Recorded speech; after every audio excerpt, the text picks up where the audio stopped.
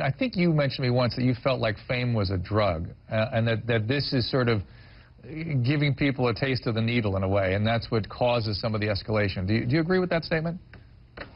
Right. I mean, I'm a real analytical person, and, you know, the way that I observed is fame is a drug. I mean, there's research that's done that there's certain endorphins that are given off when, you know, when people feel recognized for that fame.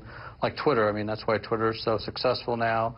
When people get responses to their Twitters, they get a little, you know, kind of a fulfillment of being somewhat of a celebrity, and I think that's what it is. And, you know, like, as you know, you've treated a lot of people that are addicted to drugs. You'll do anything for a fix. You know, you'll sell your family out, you'll steal, you'll lie, and that's what it is. It's like a fix, and you need that fix. You need that next piece of fame, that next, you know, recognition. And I think it's I don't know. It's a disease I guess I'm immune to. It's very interesting. Now, Melanie, you're with me here on the panel. Russell Armstrong's funeral was held today. What can you tell us about that? Well, we know it happened at Forest Lawn, and we know some of the other housewives actually went. Kyle went, and Lisa went. What we don't know yet, actually, and something that I'd like to know, is whether it was possibly filmed for the show. I would really like to know the answer to that, because that's let me ask Ronald. You bristled a little bit at that. Do you know the answer to that one?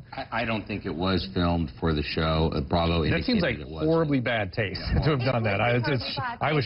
But you know, these reality TV shows, it's about, this is a part of the storyline. It's something that's happened to one of the housewives, and so it will be interesting to see now in the aftermath of the tragedy what is going to be filmed and what isn't, what's going to be off limits, and what Taylor will allow to be filmed. Do you know something about that? They would also have to get releases from all the people attending, and I know none of the people on Russell's family would ever stand that. That makes sense.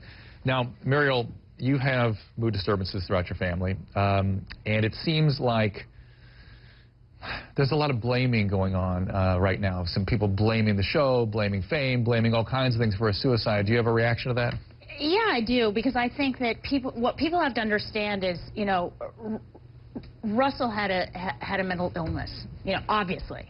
You don't commit suicide out of the blue, and it's not promoted by somebody, you know, doing a television show, although I'm sure there was tremendous stress. He had financial issues and all these different things, but really mental issues happen inside of the person, and sometimes it happens within 20 minutes. There's something that goes off. There's chemistry, and like we were talking before, you know, the chemistry was off. Somebody gave him a Xanax apparently or something, and when that happens, you don't know, a person becomes extremely volatile, and what they do is, you know, so you're talking about somebody, a human being who has done something, and this has nothing to do with a reality show. It has something to do with the human being. The human and his brain chemistry, as you say. And I want to articulate this again for our viewer audience, which is that, again, we're talking about mood disturbances, unipolar depression or bipolar depression, something a lot of people don't realize, that bipolar, which is manic depression, it used to be called, people get very manicky and then very depressed, are actually more likely to kill themselves when they're manic. So if they get on an antidepressant and get high, get up, they go too high, then they kill themselves, not when they're depressed. We don't even know if that's something that could have gone on.